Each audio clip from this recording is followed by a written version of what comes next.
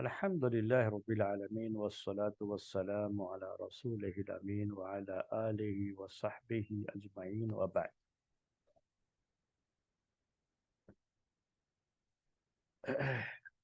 تزکیے کی اس کلاس میں سورہ ابراہیم کی تفسیر کا سلسلہ چل رہا ہے۔ پچھلے درس میں آپ کے سامنے آیت نمبر 10 اس کے بارے میں بات آئی تھی۔ اب اس کے بعد ہے آیت نمبر 11، وقت رہا تو آیت نمبر 12 بھی انشاءاللہ آج کے درس میں بات آپ کے سامنے رکھیں گے۔ اب یہ رسولوں کا اور انبیاء کے تعلق سے، رسولوں کے تعلق سے ان کی قوموں نے ان کے ساتھ کیا سوال و جواب کیے، کیا سلوک کیا، اور رسولوں نے ان کا کیا جواب دیا، یہ ساری باتیں ہیں جو ان آیات میں ہیں۔ تو ذرا جلدی بھی ہم اس میں آگے بڑھ سکتے ہیں۔ تو آج ہمارے سامنے ہے آیت نمبر 11 سورہ ابراہیم۔ یہ تفصیل کیوں پیش کر رہا ہوں کہ آپ اپنے سامنے مصحف کھول لیں تو آپ کو سمجھنے میں اور آسانی ہوگی۔ آیت نمبر 11 میں اللہ تبارک و تعالیٰ کا ارشاد ہے کہ قالت لهم رسلهم ان نحن الا بشر مثلكم ولكن الله يمن على من يشاء من عباده وما كان لنا ان نأتيكم بسلطان الا بإذن الله وعلى الله فليتوكل المؤمنون۔ یہ چند پوائنٹس ہوں گے جو الگ الگ میں نے اس کو پڑھا ہے، اسی کے لحاظ سے آج کے درس کے یہ پوائنٹس بھی ہوں گے۔ اس کا معنی اردو میں ہوتا ہے، اس کا معنی قالت لہم رسولہم، قالت لہم رسولہم، ان کے رسولوں نے ان سے کہا، ان کے پیغمبروں نے، ان کے رسولوں نے ان سے کہا،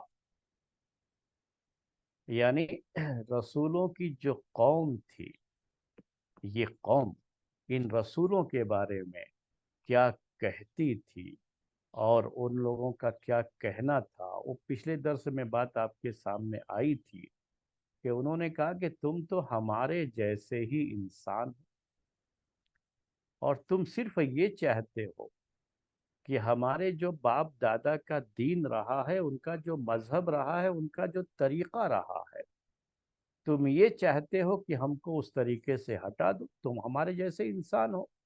اگر تم واقعی اللہ تعالیٰ کی طرف سے بھیجے گئے رسول ہو تو ٹھیک ہے، دلیل پیش کرو، اس کی کھلی ہوئی جو ہے اس کی نشانی اور دلیل پیش کرو ہمارے سامنے۔ تو یہی بات پچھلے درس میں اور پچھلی آیت میں، آیت نمبر 10 میں یہ بات تھی، تو وہ ذہن میں رکھیے گا۔ تو یہ تو رسولوں نے جواب کیا دیا اس کا، جب انہوں نے یہ کہا کہ تم تو ہمارے جیسے رسول ہی، ہمارے جیسے انسان ہو، تو رسولوں کا جواب کیا تھا وہ نوٹ کیجئے۔ اب کیا ہے، قالت لہم رسول، تو ان سے ان کے رسولوں نے کہا، ان قوموں سے، اس زمانے کے جو ان کے طرف بھیجے گئے رسول تھے، ان رسولوں نے کہا کہ ان نحن الا بشر مثلکم۔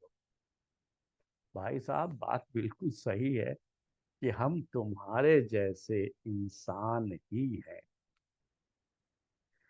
ان نحن الا بشر مثلکم، تو رسولوں نے یہاں کوئی ڈینگیں نہیں ماری کہ نہیں صاحب ہمارے اندر تو اللہ تعالیٰ کی طرف سے یہ چیز آ گئی ہے، وہ چیز کوئی جو ہے ڈینگیں نہیں ماری۔ آج جو ہے عام جو انسان ہوتا ہے نا، وہ بڑی ڈینگیں مارتا رہتا ہے اور سنتے رہتے ہیں کہ میں یہ ہوں اور مجھے یہ ہے، مجھے بھگوان نے جو ہے یہ کام کے لیے بھیجا ہے، یہ کیا ہے، وہ کیا ہے، بہت سی چیزیں جو ہے کرتے رہتے ہیں۔ لیکن جو سچے لوگ ہوتے ہیں نا، وہ سچائی ہمیشہ پیش کرتے ہیں۔ تو اب یہ رسول تو سچے لوگ ہوتے تھے، تو جو سچائی ہے، جو صداقت ہے، اس کے خلاف بات نہیں کریں گے۔ وہ جب بھی بات کریں گے تو سچائی کی بات کریں گے۔ تو رسولوں کا جواب ظاہر سی بات ہے کہ یہی ہوگا کہ آپ جو یہ کہہ رہے ہو کہ ہم آپ کے جیسے انسان ہیں، بشر ہیں، بالکل صحیح، بالکل حقیقت، ہم آپ ہی کے جیسے انسان ہیں۔ کیا بیان کیا؟ وہی دیکھیے آپ، قالت لہم رسولہم ان نحن الا بشر مثلکم۔ یہاں تھوڑی سی عربک لینگویج کے لحاظ سے دو تین باتیں ذکر کروں گا۔ تو پہلی بات کیا ہے کہ یہ ان عربی زبان کا، یہ ان، اس کو ان نافیہ کہا جاتا ہے، یعنی یہ نفی کے معنی، نفی نگیٹو کا معنی دیتا ہے۔ جیسے ما اور لا کے اندر نگیٹو نفی کا معنی ہوتا ہے، لیسا کے اندر ہوتا ہے، تو ویسے ہی یہ ان بھی یہاں پر اسی معنی میں۔ تو اسی لیے ہم بار بار یہ بات ذکر کرتے رہتے ہیں آپ کے سامنے اس درس میں، جہاں جہاں یہ مثالیں آتی ہیں وہ مثالیں ہم پیش کرتے ہیں کہ دیکھو جو ہے، اس لیے کسی لفظ کا ورڈ بائی ورڈ میننگ جو ہے یہ عربی میں نہیں ہوتا ہے، اور جو بھی اس طرح کے کہیں بھی درس وغیرہ چلاتے ہیں وہ غلط کرتے ہیں۔ تو اب ان کا معنی کیا کریں گے؟ اف، وہ ان جو شرط کے لیے آتا ہے نا، کنڈیشن کا معنی دیتا ہے، وہ شرط کا، جسے ہم عربی میں کہتے ہیں، تو وہاں اف کا معنی ہوتا ہے۔ ہر جگہ اس کا وہ معنی نہیں رہتا ہے۔ تو جو عربی زبان کے جو حروف کہلاتے ہیں نا، یہ حروف ان کا اپنا کوئی معنی نہیں ہوتا ہے، وہ جہاں یوز کیا گیا ہے، وہ کس معنی میں یوز کیا گیا ہے وہاں پتہ چلتا ہے۔ تو اب یہاں کوئی ان کا معنی اف کرے تو صحیح نہیں ہوگا، کیونکہ یہ ان کس کے لیے ہے؟ نفی کے لیے ہے، یہاں پر نگیٹو کا معنی دے گا۔ تو ان نحن الا بشر مثلکم۔ تو دوسری بات کیا ہے کہ اس کے اندر حصر کا معنی ہوتا ہے۔ حصر کا معنی سمجھنا ہو، یہ عربی کا لفظ حصر جو ہے، عربی بلاغت میں اس کو ذکر کیا جاتا ہے، قصر اور حصر جو ہے۔ اصل میں نحو میں جو ہے، نحو جو عربی گرامر جو کہتے ہیں آپ، تو یہ بلاغت بھی عربی گرامر کی ہی ذرا اس کی اور اونچے درجے کا جو لیول ہوتا ہے نا، اس کا ہائی لیول جو ہوتا ہے، اس لیول میں وہ گرامر بھی آتا ہے۔ تو اس کو بلاغت میں قصر کہتے ہیں، اور نحو میں جب آپ پڑھیں گے نا تو اس کو حصر کے نام سے یاد کرتے ہیں۔ تو یہ اس کے اندر وہ بھی ہے، کیا ہوتا ہے اس میں کہ نفی ہو پہلے، اور اس کے بعد الا استعمال کیا جائے، الا، دیکھیں اس میں آیا ان نحن الا، تو جب نفی آئے اور بعد میں الا آئے تو اس کا مطلب یہ ہو جاتا ہے عربی میں کہ اس کے اندر حصر کا معنی پایا جاتا ہے، یعنی قصر کا معنی پایا جاتا ہے کہ ہم انسان ہی ہیں۔ اس کا معنی اردو میں کیسے کریں گے کہ ہم تم جیسے انسان ہی ہیں میرے، یقیناً ہم تم جیسے انسان ہی ہیں۔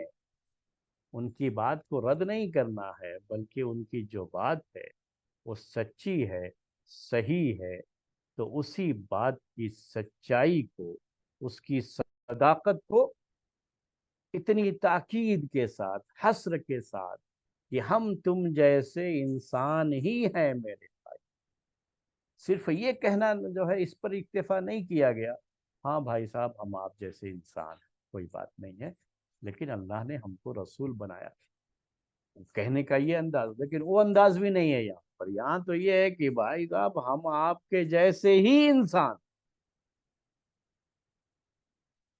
ہم ان نحن الا بشر مثلکم، تمہارے جیسے ہم انسان ہی ہیں، اور کوئی چیز ہمارے اندر ایڈیشنل کا بھی کچھ نہیں ہے ہمارے پاس، جو تم ہو انسان، ہم بھی ویسے ہی انسان۔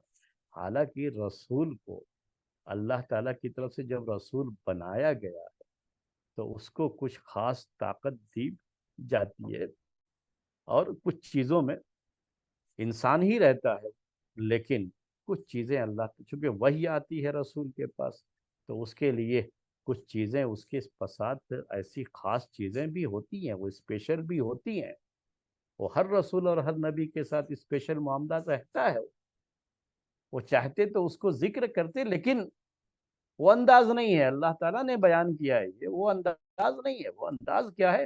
بالکل تاکید کے ساتھ کہ ہم تمہارے جیسے انسان ہی ہے۔ یہ انداز ہے. تو یہ اس کو اسلوب کو میں نے یہ دوسرا جو عربک لینگویج کے لحاظ سے تھا وہ بات پیش کیا. جیسے اب اس طرح کی چیزیں آپ کو آتی رہتی ہیں قرآن میں. آپ سورہ فاتحہ پڑھتے رہتے ہیں کہ ایاک نعبد و ایاک نستعین. اس کا مطلب کیا ہے کہ ہم تیری ہی عبادت کرتے. ہم تیری عبادت کرتے ہیں یہ نہیں، اردو میں کیسے کہ ہم تیری ہی عبادت کرتے. تو اسی طرح کا وہ اس کو بھی حصر ہی کہا جاتا ہے عربی زبان. وہی چیز یہاں پر بھی ہے اس اسلوب میں بھی کہ ہم تمہارے جیسے، آپ لوگوں جیسے انسان ہی ہیں. ان نحن الا بشر مثلکم. تو یہ ان کس کے لیے ہے؟ یہاں پہ نفی کے لیے یہ کہنا چاہ رہا تھا. یہ وہ اف کے معنی میں یہاں پر نہیں آئے. تو اس طرح کی چیزیں کیا ہوتی ہے. ہمارے ایک بھائی ایک مرتبہ میرے پاس کچھ سوالات لے کر کے آئے تھے. اسی طرح کی چیزوں کے وہ سوالات تھے. وہ سوالات کہاں سے پیدا ہوئے ذہن میں؟ ہماری کچھ غلطیوں کی وجہ سے پیدا ہو جاتے ہیں. اب انہوں نے کہیں کسی کے پاس پڑھا تھا کہ ان کیا ہے عربی میں، یہ انگلش میں جس کو ہم اف کہتے ہیں. تو اس کے لحاظ سے اب یہاں معنی فٹ کرتے ہیں تو معنی بیٹھتا نہیں. وہ اسی طرح کی کچھ چیزیں لے کر کے وہ آئے تھے میرے پاس کہ دیکھو قرآن میں تو یہ غلطیاں ہیں کئی جگہوں پر. وہ اس طرح سے پیش کی غلطیاں ہیں کیونکہ ان کو ویسے ہی پڑھایا گیا تھا. تو وہ سمجھ رہے ہیں کہ یہاں پر غلط ہے یہ جو پیش کیا گیا. تو ایسا حالانکہ کچھ نہیں ہے. یہ ان یہاں پر کیا ہے؟ یہ نفی کے معنی. اور بھی کچھ چیزیں تھیں وہ لے کے آئے تھے تو میں نے ان کو کہا یہاں یہ چیز اس معنی میں ہے، یہاں اس معنی میں ہے. لیکن اب ان کو اتنی جو ہے وہ ڈیٹیل کے ساتھ جب تک عربی لینگویج نہ ہو، اتنی ڈیپتھ میں جا کر کے نہ سیکھی گئی ہو تو وہ چیزیں سمجھ میں نہیں آتی ہیں پھر. تو پریشانی رہ جاتی ہے آدمی کے لیے وہ. تو یہ کہنا تھا میرا. یہ اسی لیے میں اس پر تنبیہ اتنی کر رہا ہوں آپ کے، اور اتنی باتیں جو کہہ رہا ہوں اس کی وجہ صرف یہ ہے. ورنہ تو میں یہاں تزکیے کے پہلو کو زیادہ رکھتا ہوں، عربک لینگویج کے نہیں. لیکن عربک لینگویج سے بھی ہم کو کیا ہوتا ہے کہ آیت کو سمجھنے میں جو آسانی ہوتی ہے اور اس کی جو اہمیت ہوتی ہے، اس سے بھی جو نفس کا تزکیہ ہوتا ہے تو وہ چیزیں بھی میں ذکر کر دیتا ہوں. لیکن یہاں جو اتنی دیر سے یہ بات کہہ رہا ہوں اس کی بنیادی وجہ یہی. قالت لهم رسلهم ان نحن الا بشر مثلكم.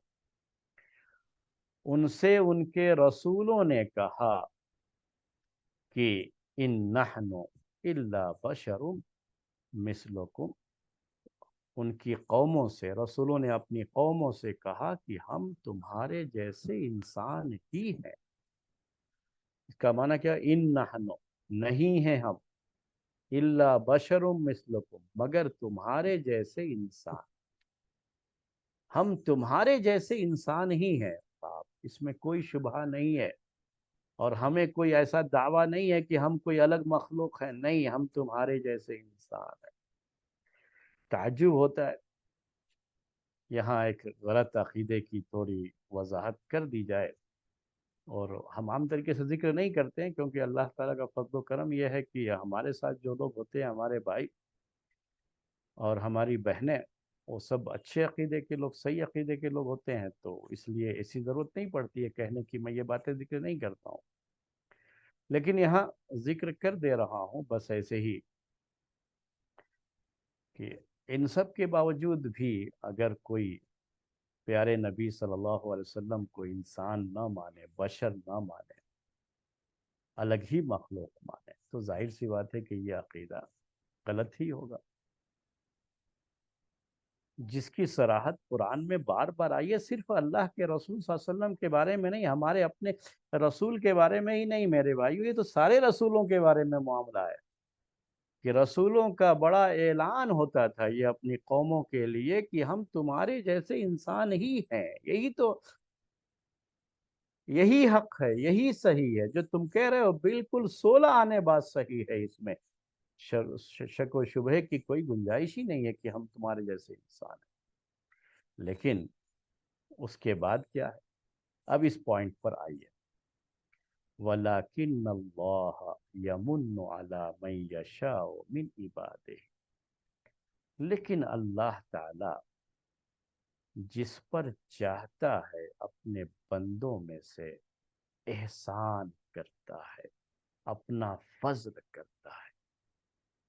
وَلَكِنَّ اللَّهَ يَمُنُّ، لیکن اللہ من کیا ہوتا ہے؟ فضل، اللہ تعالیٰ، اللہ تعالیٰ کا فضل، اللہ تعالیٰ کا احسان، اللہ تعالیٰ کی خاص نعمت، عَلَىٰ مَن يَشَاءُ مِنْ، جس کو بھی چاہتا ہے اپنے بندوں میں سے، جس پر بھی اللہ تعالیٰ اپنا فضل کرنا چاہتا ہے تو وہ اس پر اپنا فضل کرتا ہے۔ اب یہ رسولوں نے یہ بات کیوں کی؟ یہ اللہ تعالیٰ کا کیا خاص فضل ہے جس کی طرف اس میں ذکر کیا گیا؟ وہ خاص فضل وہ رسالت ہے، وہ نبوت ہے۔ تو رسولوں نے کیا جواب دیا؟ بھائی ہم آپ کے جیسے انسان ہی ہیں، لیکن بس کیا معاملہ ہے، یہ بھی نہیں یہاں کہہ رہے ہیں کہ اللہ تعالیٰ نے ہم پر احسان کیا کہ ہم کو رسول بنا دیا۔ اللہ تعالیٰ کا ہم پر یہ خاص فضل رہا کہ اللہ تعالیٰ نے ہم کو اپنی رسالت کے لیے چن لیا۔ تو اللہ تعالیٰ نے ہمیں چوز کیا ہے اپنی رسالت کے لیے، یہ نہیں کہہ رہے ہیں۔ یہی چیزیں نوٹ کرنے کی ہوتی ہیں قرآن، بلکہ کیا کہہ رہے ہیں کہ اللہ جس کو چاہتا ہے اپنے بندوں میں سے اس پر یہ فضل کر لیتا ہے، یہ احسان کر دیتا ہے کہ اس کو رسول بنا دیتا ہے۔ رسول کا لفظ ہی نہیں ذکر کیا اس میں، تو یہ جو خاص فضل ہے یہاں ذکر کیا جائے، اس سے مراد وہی رسالت اور نبوت ہے۔ تو اللہ تعالیٰ نے ہم پر بھی اپنا وہ خاص کرم کر دیا ہے، اپنا وہ خاص فضل کر دیا ہے کہ ہم کو رسول بنایا ہے، ہم کو رسالت کے لیے، نبوت کے لیے چوز کر لیا۔ یہ اس کا انتخاب ہے، اس نے یہ کیا ہے، لیکن ہم آپ جیسے انسان ہیں۔ بس انسانوں میں سے ہی اللہ تعالیٰ کسی کو اپنی رسالت اور نبوت کے لیے چن لیتا ہے، تو ہم کو چن لیا ہے۔ یہ تو اردو میں اس آیت کا معنی، یعنی اس ٹکڑے کا معنی ہو گیا، سمجھ میں آ گیا ہوگا آپ کو۔ لیکن اس کا عقیدے کے لحاظ سے تین بڑا فائدہ ہے، وہ تینوں فوائد آپ کے سامنے ذکر کریں گے۔ یہ تینوں فوائد رسالت کے تعلق سے ہیں۔ پہلا یہ رسول کے تعلق سے جو اسلامی عقیدہ ہے، اسلامی عقائد کی باتیں درس میں آتی رہتی ہیں۔ سارے عقائد کہاں ہوتے ہیں؟ یہ اصل میں کتاب اور سنت سے ہی لیے گئے ہیں نا۔ وہ اب کتابوں میں الگ سے لکھ دیے گئے ہیں تو لوگ سمجھتے ہیں کہ عقیدے کی کتاب الگ سے پڑھنا کوئی ضروری ہے۔ یہ قرآن میں ہی یہ سارے عقیدے اور ساری جو ہے چیزیں، حدیثوں میں یہ ساری چیزیں موجود ہیں میرے بھائیوں، میری بہنوں۔ اس زمانے میں صحابہ نے کوئی عقیدے کی کتاب تھوڑی نہ پڑھی تھی، وہ قرآن سے ہی تو عقیدہ، اللہ کے رسول صلی اللہ علیہ وسلم سے ہی تو انہوں نے عقیدہ سیکھا تھا نا۔ تو وہی عقیدہ جو قرآن میں ہے، جو حدیث میں ہے۔ تو وہ بتا رہا ہوں آپ کو یہاں پر کہ اب یہ رسالت کے تعلق سے عقیدے کی یہ تین باتیں نوٹ کر لیجیے۔ پہلی بات کیا ہے؟ جیسا اس آیت کے اندر بات آئی ہے کہ اللہ تعالیٰ جس کو چاہتا ہے اپنے بندوں میں سے اس پر اپنا خاص فضل کرتا ہے، تو اس سے مراد میں نے کہا رسالت۔ تو رسالت کے لیے اللہ تعالیٰ جس بندے کو چاہے اس کو چوز کر لیتا ہے۔ تو یہ رسالت، پہلا فائدہ کیا ہے؟ رسالت، نبوت، یہ کسبی چیز نہیں ہوتی، یہ انسان کو محنت کر کے حاصل نہیں ہوتی، اس کو کہتے ہیں کسبی۔ کسب کا مطلب، کسب کا مطلب کیا ہوتا ہے؟ مال کمانا، جو آپ سنتے رہتے ہیں۔ تو یہ ایسا نہیں ہے کہ محنت کر کے یہ چیز کمائی جا سکتی ہے، اور محنت کر کے آدمی اونچے مرتبے کو پہنچ جائے گا اور نبوت اور رسالت کے درجے کو پہنچ جائے گا۔ یہ کسبی چیز نہیں ہے، یہ وہبی چیز۔ یہ پہلا جو ہے عقیدہ، یہ نوٹ کر لیجیے رسالت کے بارے میں، نبوت کے بارے میں۔ تو یہ وہبی اور کسبی جو عربی کا یہ لفظ ہے، میں اس کو اردو میں آپ کو سمجھانے کی کوشش کیا ہوں۔ کسبی کا مطلب ہوتا ہے کہ یہ آدمی اپنی کوشش کے ذریعے سے، اپنی محنت سے حاصل نہیں کر سکتا۔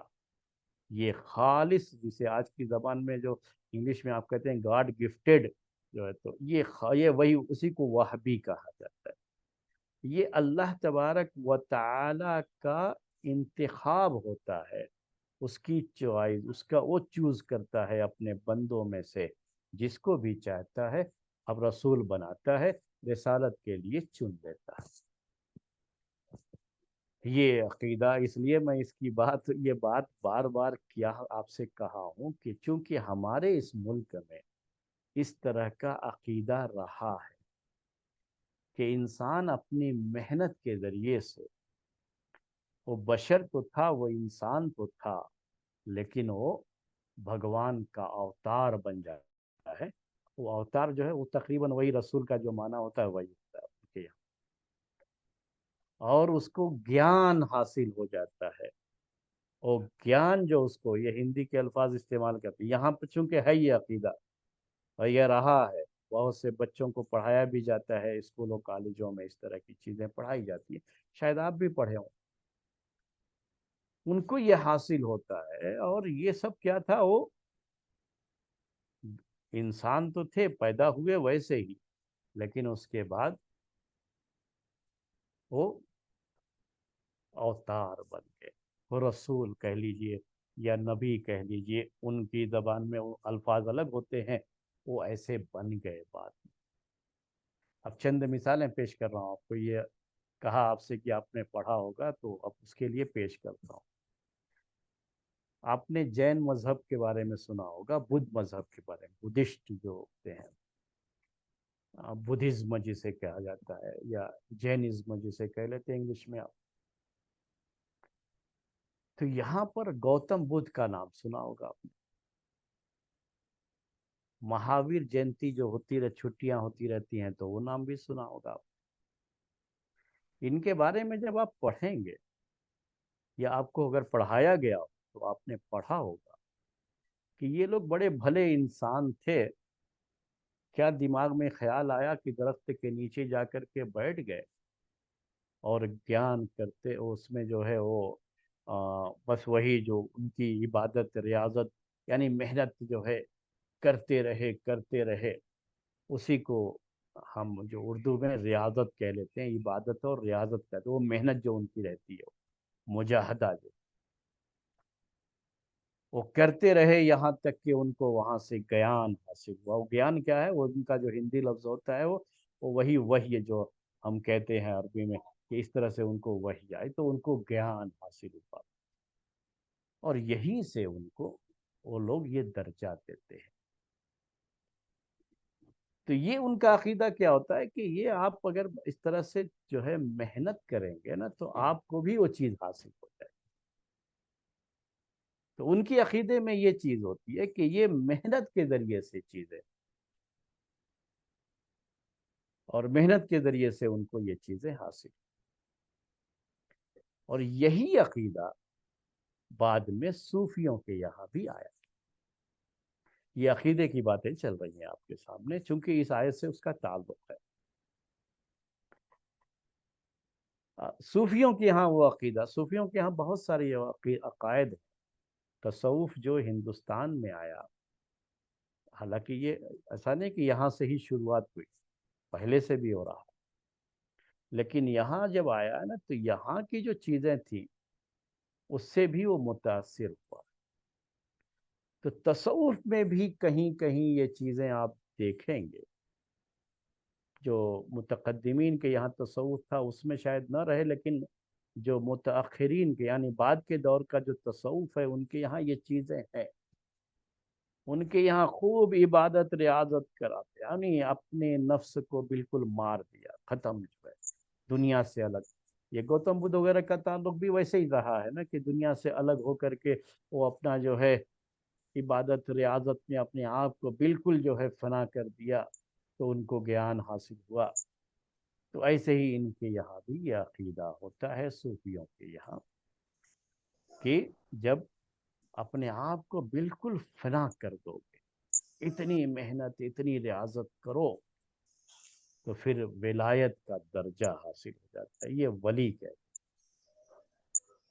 تو ان کے ان سب کے یہاں بھی کیا ہے، یہ کسبی چیزیں ہوں، یعنی آدمی محنت کر کے اس درجے تک پہنچتا ہے، اور جب اس درجے تک پہنچ جاتا ہے تو تصوف میں چونکہ یہ مسئلہ ہے کہ اب یہ آخری رسول تو مانتے ہیں نا اللہ کے رسول صلی اللہ علیہ وسلم کو، تو اب بعد میں کوئی رسول تو نہیں رہے گا، تو اب انہوں نے ولی اور ولی کا مقام یہ لوگ رسول سے بھی اونچا بنا دیتے ہیں. اس کے اندر ایسی ایسی طاقتوں کی بات کرنے لگتے ہیں کہ وہ کیا ہو جاتا ہے کہ وہ گویا کہ وہ سمجھتے ہیں کہ رسول کا درجہ تو کچھ تھا ہی، لیکن یہ درجہ جو ہے ولی کا، یہ رسول سے بھی بڑھ گیا. اس طرح کی باتیں میں وہ سمجھانا چاہ رہا تھا آپ کو کہ یہ سب چیزیں، یہ جو رسول بنایا جاتا ہے، رسول جو بنایا جاتا ہے نا، یہ کیا ہے؟ خالص اللہ تعالی کی طرف سے. ولی کا مسئلہ بھی میرے بھائیوں ایسا کچھ نہیں ہے جیسا لوگوں نے جو ہے لوگوں کے ذہنوں میں بیٹھایا ہوا ہے. آپ سب لوگ اللہ کے ولی ہیں، یاد رکھیں. یہ کوئی ایسا نہیں ہے کہ اللہ کا ولی ہو کوئی وہ نے کہا کہ بہت زیادہ یہ کرنے کے بعد پھر وہ درجہ آئے گا، وہاں پہنچے گا. یہ سب تو انہی لوگوں کے غلط عقیدوں سے لی ہوئی چیزیں ہیں یہ، اور اسی طرح کا جو ہے وہ ولایت کا مقام ذکر کرتے ہیں. ہر مومن اللہ کا ولی ہے، ہر ایمان والا اللہ کا ولی ہے. آپ سب لوگ اللہ کا فضل و کرم ہے، اللہ کے ولی ہیں میرے بھائی میری بہن. اس کے لیے الگ سے کوئی چیز نہیں آتی ہے. اللہ تعالیٰ نے چن لیا ہے ہم کو اپنی ولایت کے لیے. مطلب کیا؟ کہ ہم کو ایمان کی توفیق دے دی. جن کو بھی ایمان کی توفیق ملی ہے، جن کے عقائد صحیح ہے، جن کے اعمال صحیح ہے، وہ سب کی سب اللہ کے ولی ہیں. تو یہ پہلی بات، یہ نوٹ کر لیجئے، رسالت اور نبوت یہ کبھی بھی کسبی چیز نہیں ہے. یعنی یہ محنت سے حاصل کر لی جائے گی اور کوئی بھی چاہے تو وہاں تک پہنچ جائے. رام کے بارے میں بھی یہی چیز ہے. یہاں پر جو عقیدہ ہے وہ یہی ہے تقریبا. وہاں تک پہنچ جائے گا آدمی محنت سے، تو ایسا نہیں ہے، بلکہ وہ تو اللہ تعالیٰ جس کا چاہتا ہے خود انتخاب. تو یہ خالص اللہ تعالیٰ کی طرف سے چیز ہوتی ہے. اس میں انسانوں کی اپنی محنت کا کوئی دخل نہیں ہوتا. اب یہ پہلا جو میں نے 3 فائدے کہا تھا عقیدے کا، یہ رسالت کے تعلق سے یہ پہلا فائدہ میں نے ذکر کر لیا. اور کیا ہے کہ رسالت اور نبوت یہ کسبی چیز نہیں ہے. یہ کیا ہے؟ اللہ تعالیٰ جس کو چاہتا ہے منتخب کرتا ہے، اور وہ اللہ تعالیٰ جس سے چاہتا ہے رسول بناتا ہے. تو پہلے کیا ہے؟ یعنی اللہ تعالیٰ کی طرف سے یہ چیز ہوتی ہے. یہ پہلا فائدہ.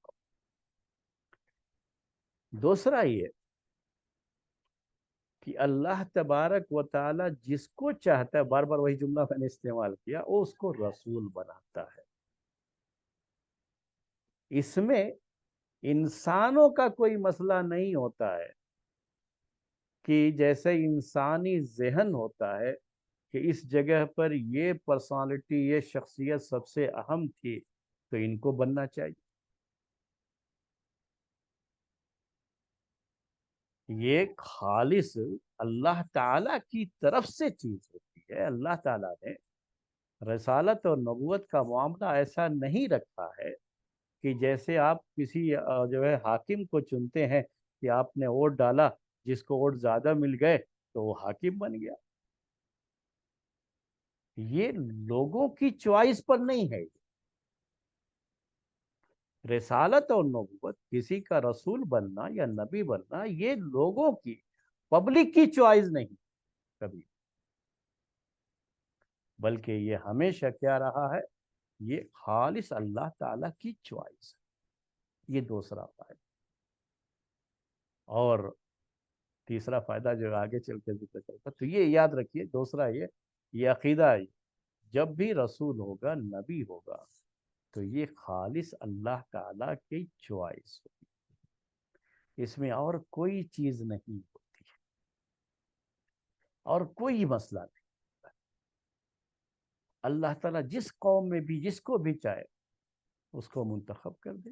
اگر ہم اپنے نبی کی بات لے لیں تو قرآن میں یہ ذکر ہے کہ وہاں کے لوگ، یعنی عرب کے لوگ، مکے والے، اور مکے سے ہی قریب شہر طائف کا بھی تھا، تو دونوں شہروں کے بارے میں یہ بات آئی کہ مکے والے یہ کہتے تھے اللہ کے رسول صلی اللہ علیہ وسلم سے کہ اگر اللہ تعالیٰ کو رسول بنانا ہی تھا تو یہ دو مشہور شہر مکہ اور طائف، اس میں اللہ تعالیٰ کو تمہارے علاوہ کوئی اور نہیں ملا تھا؟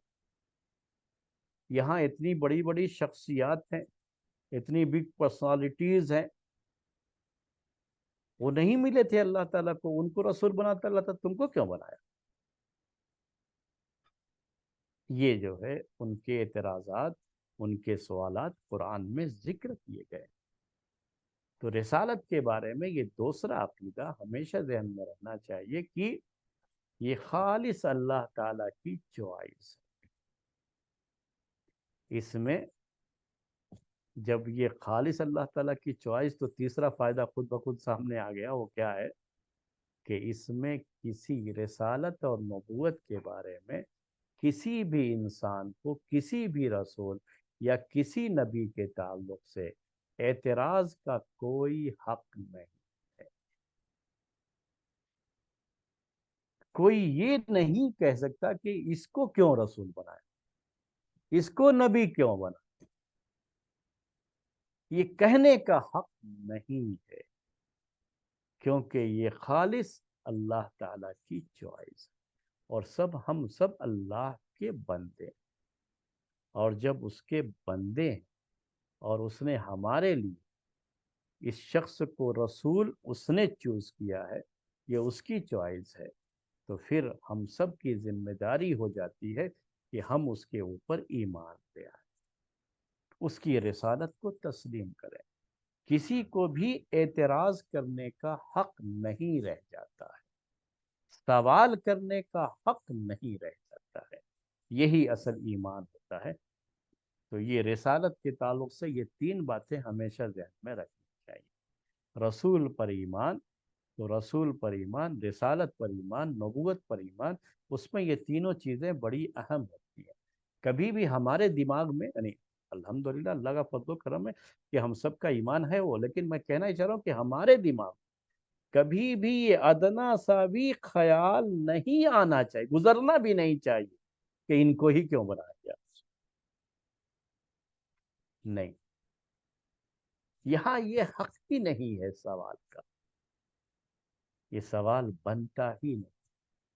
یہ بالکل ویسے ہی جیسے یہ، چونکہ عقیدہ لوگوں کا خراب ہوتا ہے نا، تو اس طرح کی باتیں آپ سنتے ہوں گے۔ میں یہی نفس کا تزکیہ ہے آج کے اس درس میں۔ جیسے اللہ تعالیٰ نے کسی کو گورا رنگ دیا اور کسی کو کالا رنگ دیا، کیا کسی انسان کو یہ حق ہے کہ یہ سوال کرے کہ اس کو گورا کیوں دیا گیا، اس کو کالا کیوں دیا؟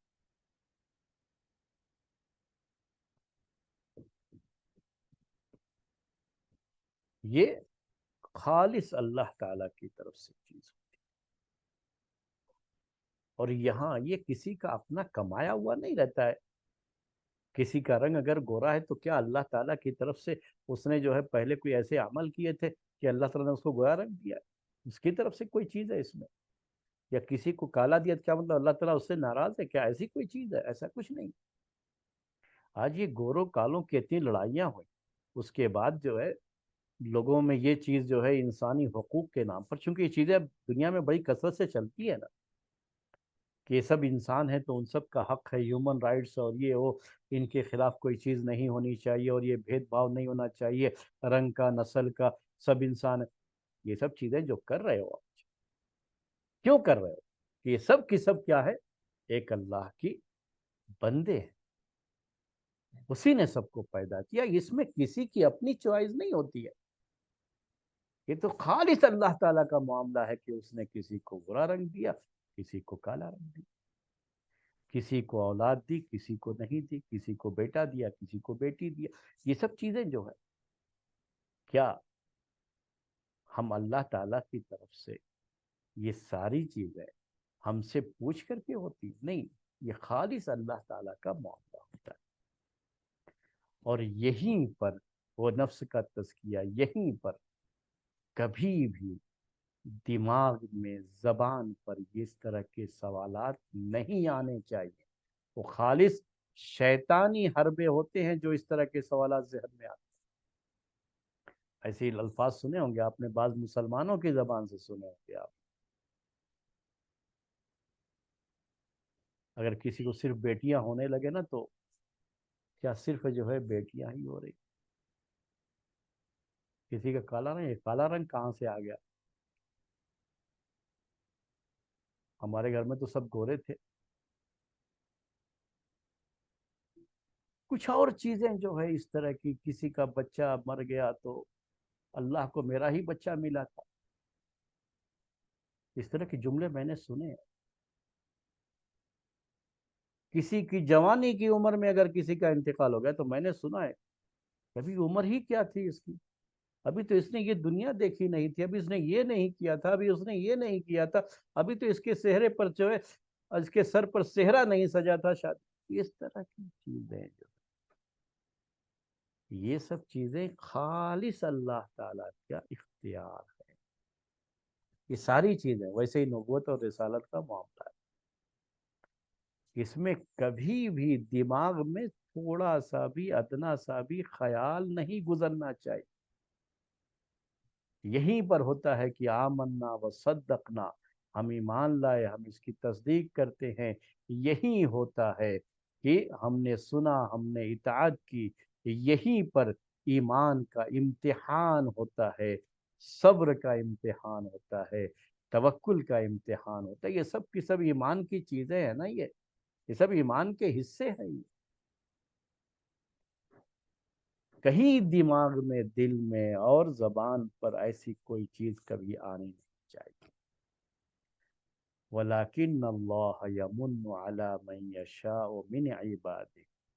اللہ جس کو چاہتا ہے اپنے بندوں میں سے، جس پر چاہتا ہے وہ احسان کرتا ہے، وہ اپنا فضل نازل فرماتا ہے، یعنی اس کو رسول بناتا ہے، اس کو نبی بناتا ہے. یہاں تک یہ بات. اب آگے کا چونکہ میں چاہ رہا ہوں کہ یہ آیت مکمل ہو کم سے کم، اگر وقت رہا تو اس کے بعد والی آیت بھی پڑھیں گے. وَمَا كَانَ لَنَا أَن نَأْتِيَكُمْ بِسُلْطَانٍ إِلَّا بِإِذْنِ اللَّهِ. اب یہ جو رسولوں پر سے سوال تھا ان کی قوموں کا، جو اس کے پہلے والی آیت میں ہے کہ اگر تم واقعی رسول ہو تو کھلی ہوئی نشانی لے کر کے آؤ، دلیل لے کر کے آؤ، پروف جو ہے ہمیں دکھاؤ. اس کا یہ جواب ہے. وہ بشر انسان ہونے کا تو آ گیا، اب یہ اس کا جواب ہے. یہ رسولوں کی بے بسی اس میں نظر آتی ہے. رسول صرف رسول ہوتا ہے میرے بھائیوں، میری بہنوں. یہ بھی عقیدے کا مسئلہ ہوتا ہے. اس میں بھی بدعقیدگی بہت زیادہ لوگوں میں پائی جاتی ہے. یاد رکھیے، رسول صرف رسول ہوتا ہے. وہ انسان ہوتا ہے، انسان ہونے کے ساتھ رسول ہوتا ہے. اس کا کام صرف پیغام جو اس کے پاس آتا ہے اس کو لوگوں کے سامنے پیش کرنا ہوتا ہے. وہ رسول ہوتا ہے، یہ مطلب ہوتا ہے رسول ہوتا ہے. لیکن ایک رسول کے پاس بھی جو الہی قوت ہوتی ہے، الوہیت والی قوت، جس کو ابھی میں تاریخ میں آپ کو بتایا تھا کہ خدائی جو ہے وہ طاقت جو ہے، وہ لوگ فارسی میں ویسا استعمال کرتے ہیں. ہم تو خدا استعمال نہیں کرتے، فارسی میں اللہ کے لیے خدا ہی استعمال. تو یہ کبھی بھی رسول کے پاس وہ طاقت نہیں ہوتی ہے. رسول بھی اتنا ہی بے بس اور مجبور ہوتا ہے جیسے اور دوسرے انسان. رسول کے پاس بھی وہ ساری انسانی مجبوریاں ہوتی ہیں جو دوسری انسانوں. وہ با اختیار نہیں ہوتا ہے. با اختیار کا مطلب یہ کہ اس کو خود جو ہے پورا پاورفل، کہ پورا پاور نہیں ہوتا ہے کہ وہ جو چاہے گا جب چاہے گا وہ کر لے گا. وہ اس کے پاس بھی نہیں ہوتا ہے، کچھ بھی نہیں. اس کو اتنا ہی ملے گا جتنا اس کے اللہ نے اس کو دیا ہے. اس کے علاوہ رسول بھی کچھ نہیں کر سکتا. اسی کا یہاں بیان کہا، وَمَا كَانَ لَنَا أَن نَأْتِيَكُمْ بِسُلْطَانٍ إِلَّا بِإِذْنِ اللَّهِ.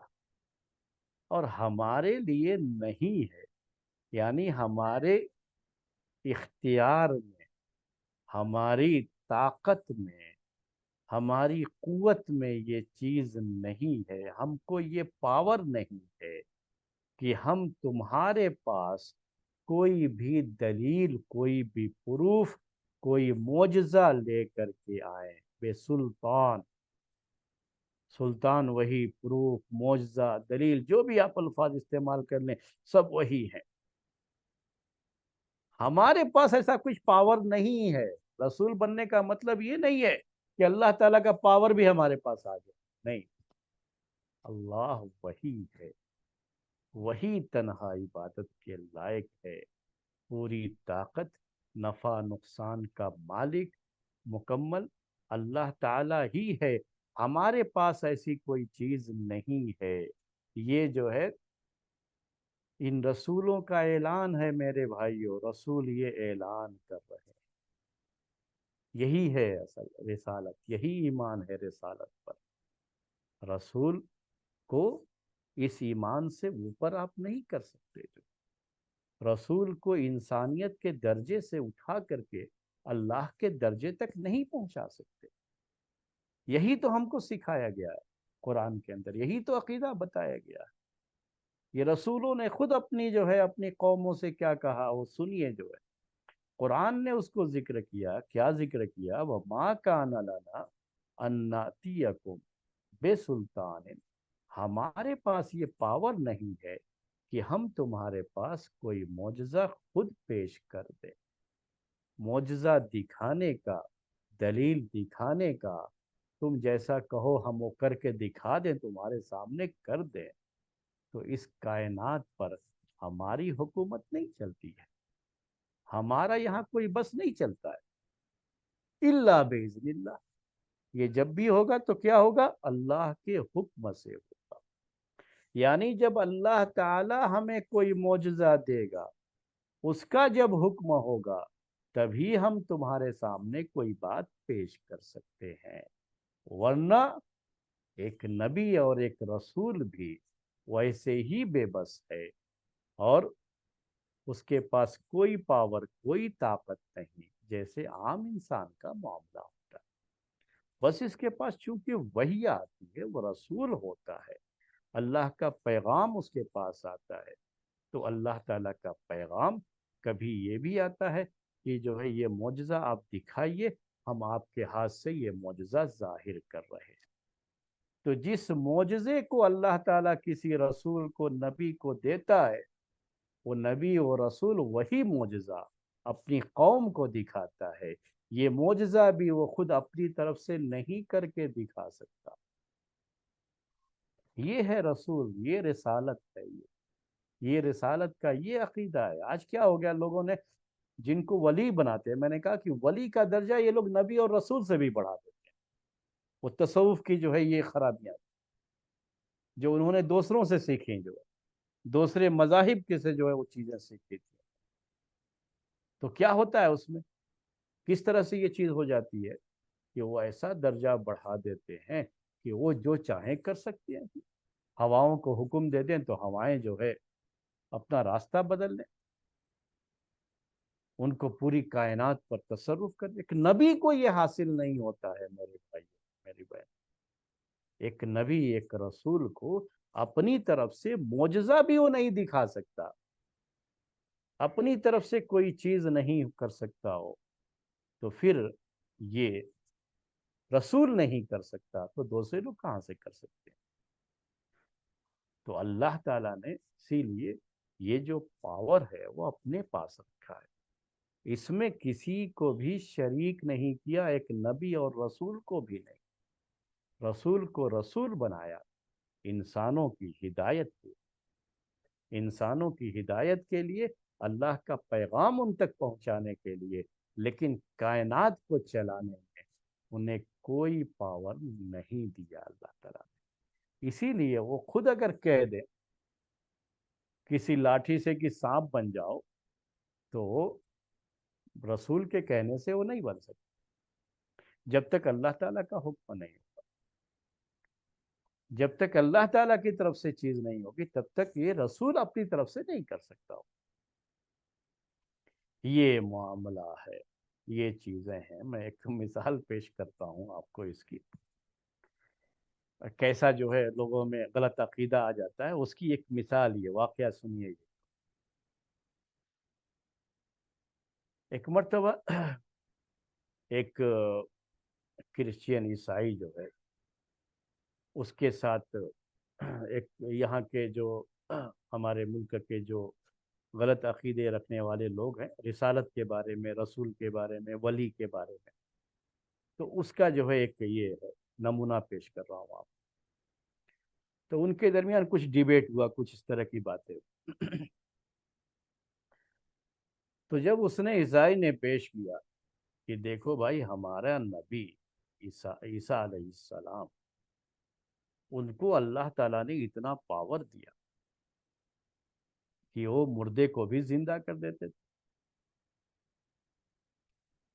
جب مردے سے کہتے تھے قم باذن اللہ، قم باذن اللہ، کھڑے ہو جاؤ اللہ کے حکم سے، دیکھیے وہ اللہ باذن، رسول کا اپنا کوئی پاور نہیں ہوتا ہے اس میں، وہ اللہ کے حکم سے ہی کھڑا ہو. تو اس نے کہا کہ دیکھو ہمارے نبی کا اتنا مقام تھا کہ جب وہ کہتے تھے تو مردہ بھی زندہ ہو کے کھڑا ہو جاتا تھا. تب جو ہے وہ غلط عقیدے کا جو شخص تھا جو اس کے ساتھ ڈیبیٹ میں تھا، اس نے کہا کہ بھائی تمہارے نبی کا تو اتنا ہی پاور نا کہ اس کو کہنا پڑتا تھا کہ قم باذن اللہ، اللہ کے حکم سے، تب وہ کھڑا ہوتا تھا. وہ تو اللہ کے حکم سے کھڑا ہوتا تھا. ارے ہمارے نبی کو چھوڑو، ہمارے نبی کا تو ایک ادنا خادم، یعنی وہ ولی کی بات ہے، جو ولی ہمارا ہوتا ہے وہ کہتا ہے مردے سے کہ قم باذنی، میرے حکم سے کھڑے ہو جاؤ، تو کھڑا ہوتا. تو یہ ہے، دیکھیے جو ہے وہ درجہ کیسے، وہ اپنے ولیوں کا درجہ کیسے جو ہے ایک نبی سے، اور کیسا غلط عقیدہ. ایک نبی کو، ایک رسول کو اللہ تعالیٰ یہ پاور نہیں دیتا ہے کہ وہ کوئی معجزہ دکھا دے اپنی رسالت کو ثابت کرنے کے لیے، اپنی نبوت کو پروف کرنے کے لیے. جب تک اللہ تعالیٰ کا حکم نہیں ہوگا، کوئی نبی، کوئی رسول کوئی معجزہ بھی پیش نہیں کر سکتا. اس کو اتنا پاور نہیں ہے کہ خود سے کوئی چیز کر سکے. تو کیسے جو ہے یہ اولیاء کے بارے میں، جن کو لوگ اولیاء کہتے ہیں، ان کے بارے میں اس طرح کے عقیدے رکھتے ہیں. اس کے بعد کیا ہے، یہ آخری پوائنٹ ابھی سے نوٹ کر لیجئے، وَعَلَى اللَّهِ فَلْيَتَوَكَّلِ الْمُؤْمِنُونَ. آپ سب لوگ، ہم سب لوگ ایمان والے ہیں، اللہ کا فضل و کرم ہے، کوئی فخر نہیں، بلکہ فخر ہونا بھی چاہیے کہ ہم ایمان والے ہیں. ہم اللہ پر ایمان والے ہیں، ٹھیک ہے. اور یہ انہی کے بارے میں آیت کا یہ ٹکڑا ہے، تو سمجھیے کہ یہ ہم سب کے بارے میں ہے. یہی آج کے درس کا ایک آخری پوائنٹ تزکیہ نفس کا، اور یہ ایک آخری پیغام آپ سب کے لیے ہوگا. اس کے ساتھ ہی آپ اس درس سے رخصت ہوں گے انشاءاللہ. کیا ہے جو ہے، نوٹ کیجئے اس کا کیا ہے. وَعَلَى اللَّهِ فَلْيَتَوَكَّلِ الْمُؤْمِنُونَ، وَعَلَى اللَّهِ فَلْيَتَوَكَّلِ الْمُؤْمِنُونَ، اور اللہ پر ہی ایمان والوں کو بھروسہ کرنا چاہیے، توکل کرنا چاہیے، صرف اور صرف اللہ پر. وَعَلَى اللَّهِ، اللہ کو جو پہلے کہا گیا اس کا فائدہ یہی ہے، ورنہ عربی کی لینگویج کے لحاظ سے ترتیب جو بنے گی فَلْيَتَوَكَّلِ الْمُؤْمِنُونَ عَلَى اللَّهِ، مومنین کو، ایمان والوں کو اللہ پر بھروسہ کرنا چاہیے. یہ امر کا صیغہ ہوتا ہے، یعنی یہ حکم ہوتا ہے. اللہ تعالیٰ نے حکم دیا، ایمان والو اللہ پر توکل کرو، اللہ پر بھروسہ کرو. لیکن اللہ پہلے کہا گیا تو کیا معنی اس کے اندر آ گیا؟ اس کے اندر یہ معنی پیدا ہو گیا کہ صرف اور صرف اللہ پر توکل کرو. وہی حسر اور قصر کا معنی پیدا ہو جاتا ہے. یہ توکل صرف اور صرف اللہ پر.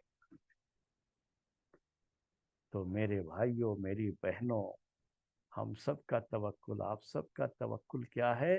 صرف اور صرف اللہ پر توکل کرو،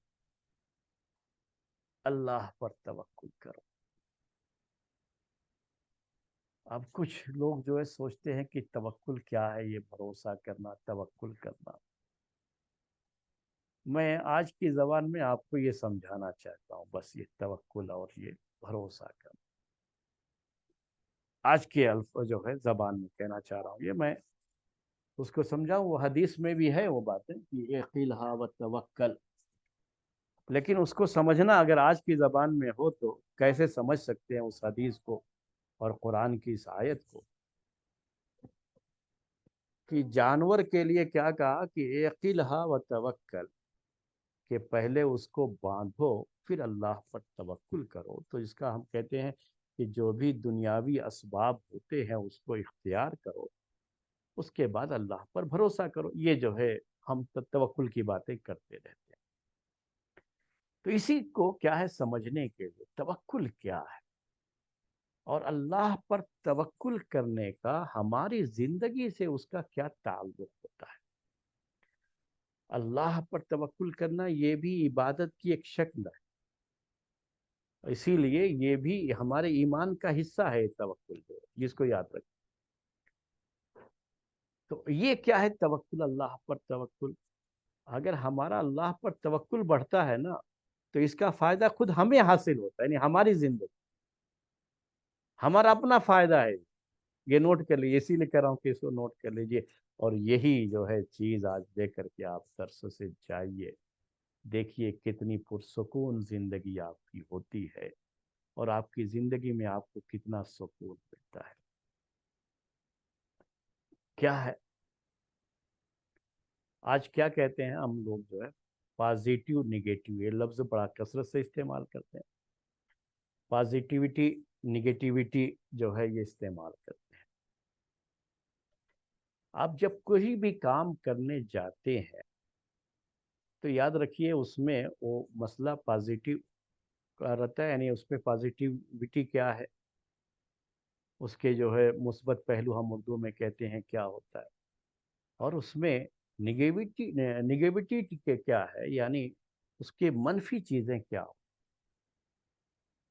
کبھی بھی کوئی بھی کام ہو تو یہ سب میں یہ چیز پائی جاتی ہے، یہ چیز رہتی ہے۔ یہ آپ اس کو جانتے ہیں، آپ اس کو سمجھتے ہیں۔ مثال سے آپ کو کلیئر کر دیں،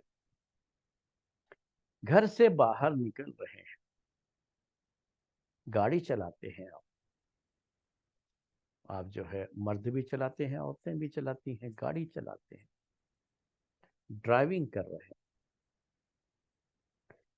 اب یہ پازیٹیوٹی کیا ہے اس کے اندر، کہ آپ کو کہیں بھی جانا ہے، جلدی جانا ہے اور ذرا آرام سے سکون سے پہنچنا ہے تو آپ سواری کا استعمال کرتے ہیں، اس کے ذریعے سے آپ پہنچتے ہیں۔ یہ اس کا فائدہ ہے، یہ وہی پازیٹیو پہلو ہے اس کا، اور اس کے لیے آپ کو سواری استعمال کرنا ہے اور جانا ہے۔ آپ ہوائی جہاز سے سفر کر رہے ہیں، جیسے آپ خود ڈرائیونگ نہیں کر رہے ہیں، اب ہم اس کو لے لیتے ہیں مثال۔ آپ نے ٹکٹ لیا، آپ کو پلین سے سفر کرنا ہے، سفر کر کے کہیں جانا ہے، آپ بہت جلدی اس کے ذریعے سے پہنچ جائیں گے۔ جو کئی گھنٹوں کا سفر ہوگا تو آپ 1 گھنٹے 2 گھنٹے میں سفر کر لیں گے، کئی دنوں کا سفر ہوگا تو آپ جو ہے اس کو گھنٹوں میں کر لیں گے۔ فائدہ ہے، یہ اس کی پازیٹیوٹی ہے۔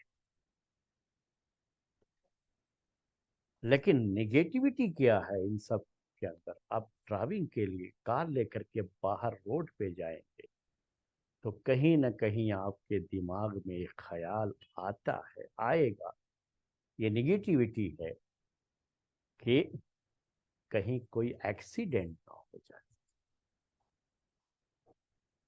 اور یہی وہ خیال ہوتا ہے کہ ماں اپنے بیٹے سے کہتی ہے بیٹا ذرا گاڑی سنبھال کے چلانا، بیٹا جا رہے ہو فلاں جگہ پر تو ذرا روڈ کو دیکھ کر کے کراس کرنا۔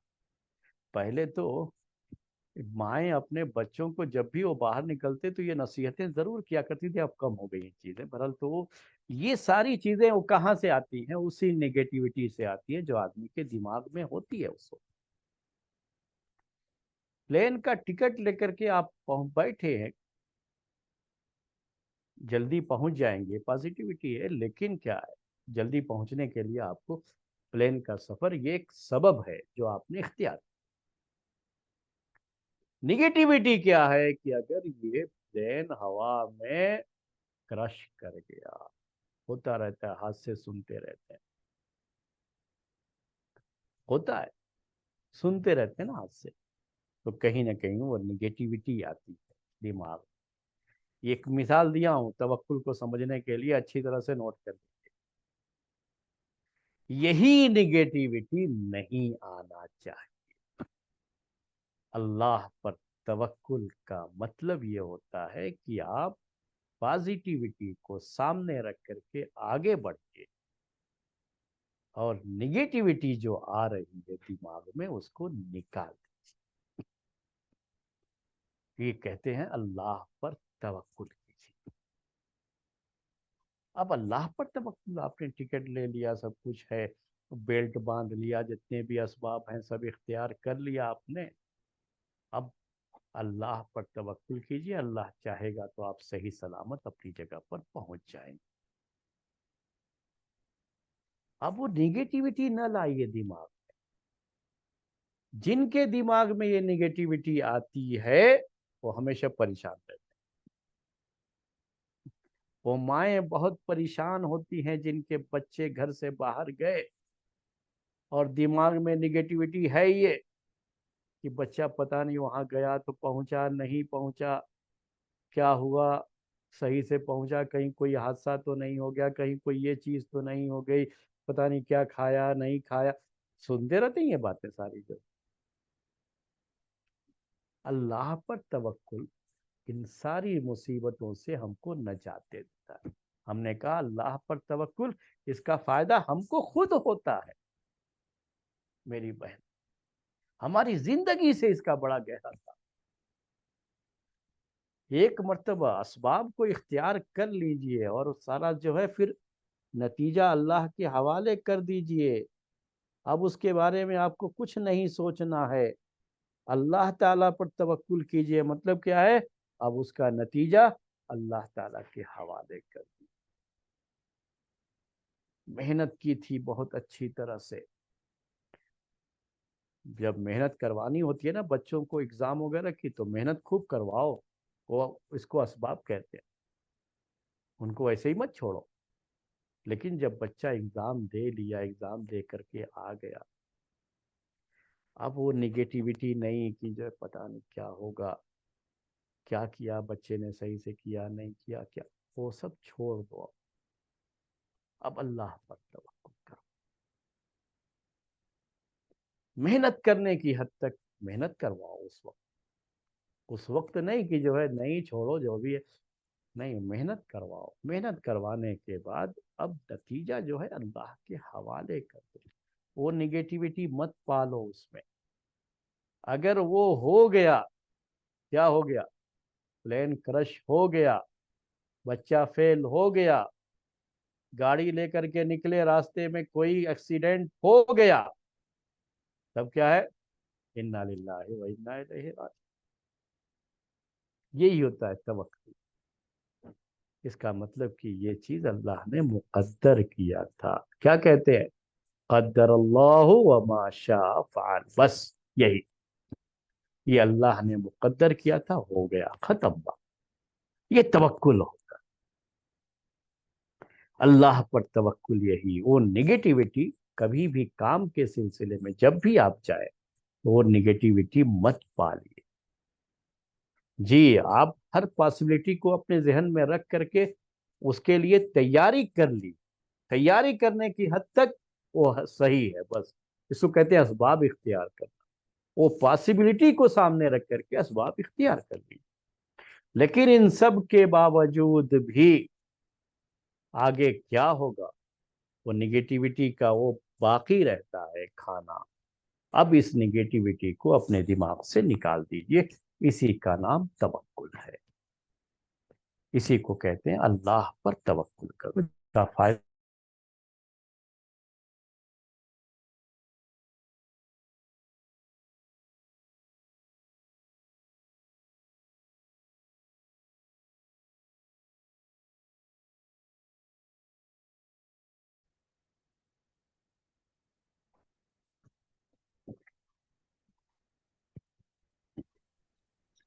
السلام علیکم۔ وعلیکم السلام ورحمۃ اللہ وبرکاتہ۔ شیخ، میرے جی ذہن میں دو سوال ہیں۔